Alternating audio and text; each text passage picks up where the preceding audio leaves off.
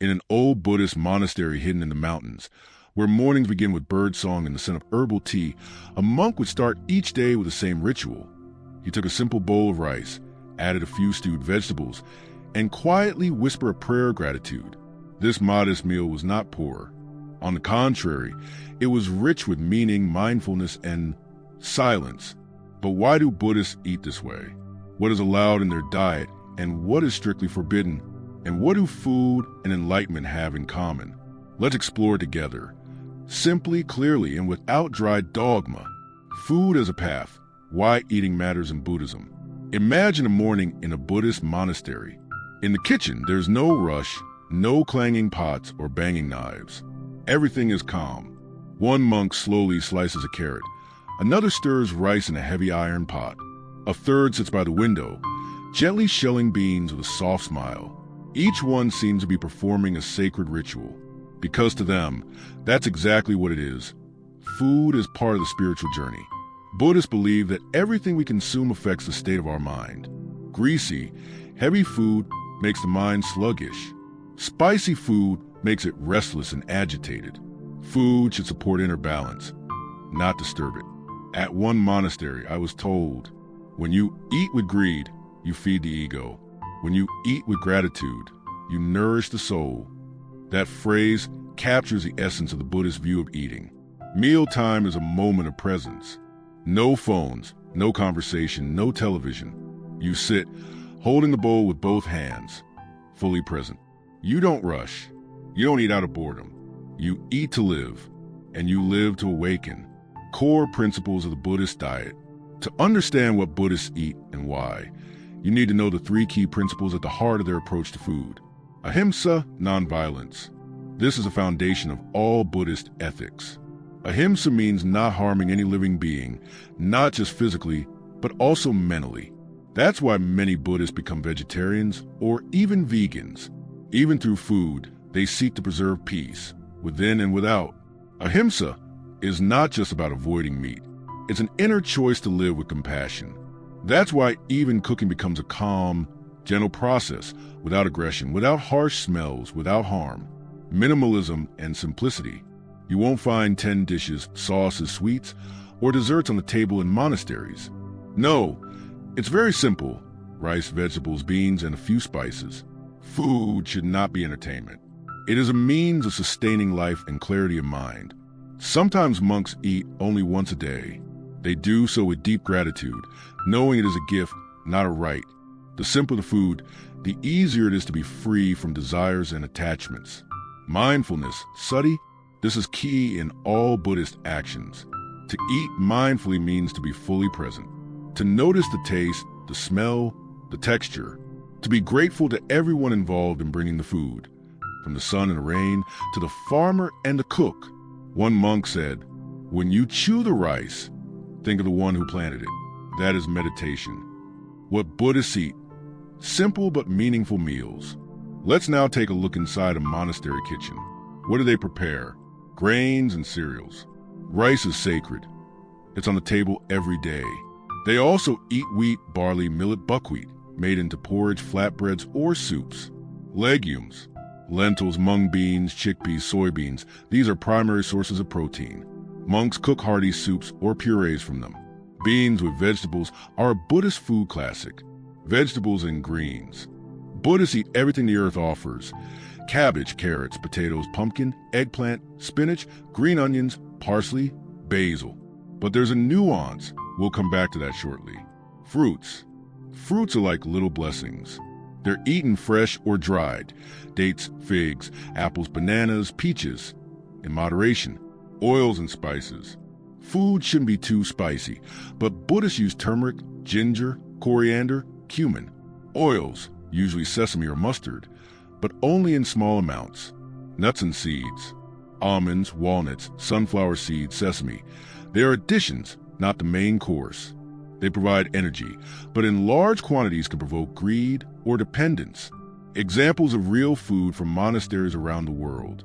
If you ever visit a Buddhist monastery, especially early in the morning, you'll likely catch the gentle scent of stewed vegetables, boiled rice, maybe some ginger or sesame oil. The menu is simple, but soulful. Each dish is not just food, but a result of mindful choices and deep respect for life.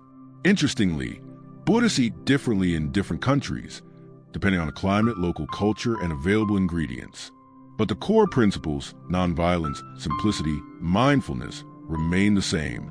Let's see what Buddhists eat in various parts of the world. Japan, shojin-ryori, the art of peaceful eating. In Japan, Zen Buddhism inspired a special culinary tradition called shojin-ryori, meaning food to purify the spirit. It's true gastronomic meditation. Everything is handmade, using seasonal vegetables, tofu, seaweed, shiitake mushrooms, lotus root.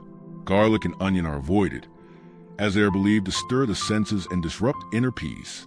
A famous monk once said, "If you cannot cook rice with love, you cannot understand Zen." Shojin-ryori is served in small bowls with great attention to harmony and aesthetics. Not just health, but beauty matters. Color, shape, presentation, all awaken awareness. Thailand, food from alms. In Thailand, the approach is completely different. Monks don't cook food themselves. Each morning at dawn, they walk out with their alms bowls, receiving food from laypeople. It's a sacred ritual for both sides. Laypeople gain merit. Monks practice humility and acceptance. Monks cannot choose what they receive. It might be rice and vegetables or sweets or even meat. What matters is accepting it with gratitude, without judgment or attachment. That's the practice of letting go of desires. Monks also do not eat after noon, and they do not store food. What they receive in the morning, they eat before midday and then fast until the next morning. This purifies the body and strengthens mental discipline. Tibet, simplicity at high altitudes. Tibet's harsh conditions make year-round farming difficult, so the food is hearty and plain. Main staples include tsampa, roasted barley flour mixed with yak butter tea. Thukpa, hot noodle soup with vegetables. Butter tea, a warming drink made with tea, salt, and yak butter. While Tibetans traditionally are not vegetarians, many monks avoid meat if alternatives are available. They say, if food brings warmth but also suffering, better warm yourself with prayer. Tibetan food is humble but rich in symbolism, modesty, respect for nature, survival, and harmony. China, monastic cuisine with artistic flavors. Chinese Buddhist monasteries are famous for their vegetarian cuisine. Surprisingly, they often make dishes that imitate meat, fish, or eggs, using only plant-based ingredients like soy, gluten, mushrooms, and spices. Examples include vegetarian duck made from bean curd skin, Chinese-style meat from soy protein, lotus jelly as dessert. It's not a gimmick or replacement. It's an art of transformation, showing how simple ingredients can create deep flavor without harm. Chinese monasteries also strictly avoid the 5 pungent spices: garlic, onions, green onions, chives, and shallots. They're thought to disturb meditation and stir passions. Sri Lanka, Burma, Laos, rice is the base of the world. In Theravada Buddhist countries of South Asia, the food is even simpler. Rice is a foundation, white, sticky, or basmati. It's served with stewed vegetables, dal, lentil soup, coconut dressing, and a touch of spice. Again, monks do not cook. They receive food as alms from laypeople. And though meat may be present, many monks choose plant-based dishes if given a choice. They don't judge those who eat differently. What matters is not strictness, but intention. What Buddhists never eat: taboos and prohibitions. And now, perhaps the most interesting part: what is strictly forbidden? If Buddhist food is a path to inner peace, then some foods do the opposite. They agitate the mind, cause attachment, inflate the ego, or harm others. Let's look at what's avoided in Buddhist cuisine and why. Meat and anything involving killing. One of Buddhism's core vows is not to harm living beings, not just humans, but animals, insects, even tiny organisms. That's why meat is considered spiritually unacceptable in most traditions. Why? Because every being seeks life, and eating meat means participating in death. Because the suffering of animals leave an energy, fear, pain, panic, which stays in the body and affects the one who eats it. Because food gained through violence taints karma.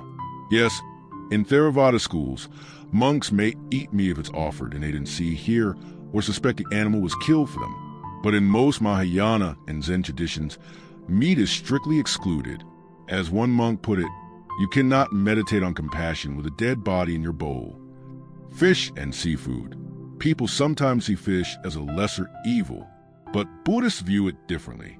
Fish are living beings too. They feel fear. They want to keep swimming. So in traditional Buddhist diets, fish, shrimp, mussels, squid, oysters, and all seafood are strictly avoided.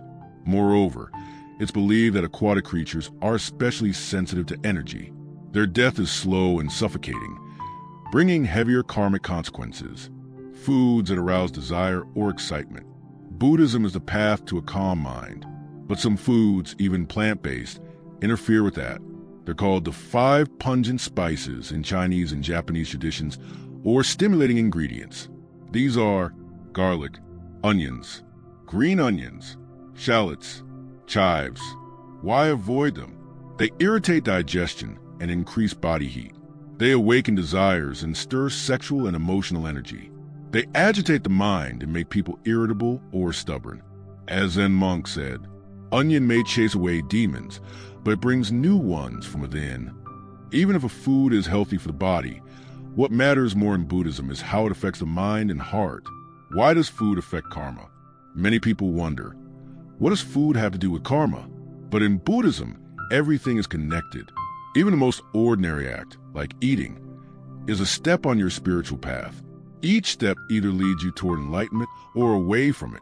Every time you eat, you make a choice, and that choice either sustains life or supports harm. Even indirectly, buying meat means supporting a system where animals suffer. But if you choose nonviolent food, your karma is purified. You're not just feeding your body, you're creating a field of compassion around you. One more thing, your state of mind when you eat also matters. Even if the food is clean, eating with anger or greed makes it spiritually harmful. But eating with gratitude, even the simplest rice becomes sacred. In a Buddhist legend, there once was a poor man who lived near a monastery. He had no family, no home, no savings. Each morning, he wandered into the forest to gather wild roots, herbs, and nuts. He roasted them over a fire, offered prayer to the sky, and ate them in silence. The monks noticed his practice and asked, "Why do you pray before eating such humble food?"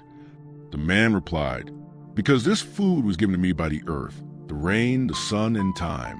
If I eat without gratitude, I become poorer than I already am." The monks were amazed by his wisdom. They said, "You eat like a Buddha, and that is already the beginning of enlightenment." Final words, food as a reflection of the soul. So what have we learned? Buddhists do not eat to please the tongue. They eat to nourish clarity, calm, and compassion. Their food is not fancy, but every grain of rice is sacred. They avoid violence, gluttony, and chaos, not out of fear, but out of deep love for all beings.